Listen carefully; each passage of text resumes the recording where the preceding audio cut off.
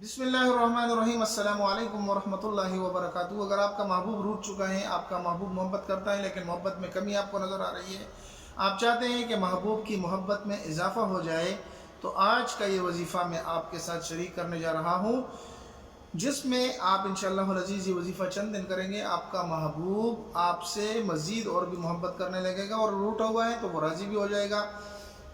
लेकिन ये वजीफ़ा जायज़ मकसद के लिए करें, नाजायज़ मकसद के लिए बिल्कुल भी इस्तेमाल ना करें।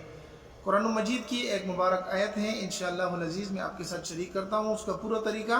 अगर आपको इस तरह की अच्छी वीडियो लगती है तो हमारे चैनल को सब्सक्राइब कर लें, लाइक भी कर दें, अपने दोस्तों के साथ भी ज़रूर इसको वीडियो को शरीक करें।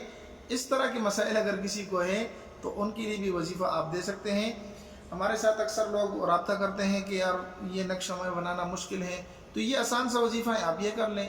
करना आपने ये कि बावुज़ू हालत में ज़ोहर की नमाज के बाद और असर की नमाज से पहले दरमियानी वक्त में, ज़ोहर और असर के दरमियानी वक्त में, ज़ोहर असर के दरमियानी वक्त में आपने क्या करना है, आपने सिर्फ़ और सिर्फ 313 मरतबा एक आयत करीमा है जो मैं यहाँ पर लिख देता हूँ, आपने पढ़ना है।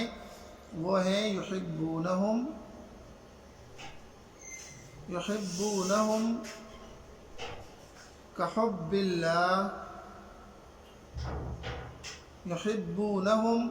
कहुब्बिल्लाह, ये 313 मरतबा आपने पढ़ना है।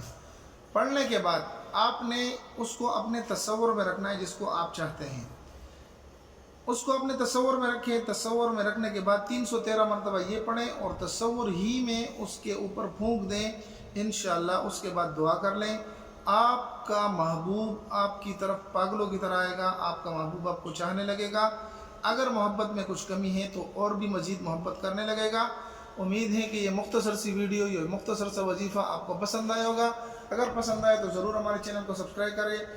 इजाज़त के लिए कमेंट्स में आमीन लिखें और दोस्तों के साथ भी ज़रूर शरीक करें, ताकि मेरे और आपकी वजह से किसी को फ़ायदा और नफ़ा पहुँच सके।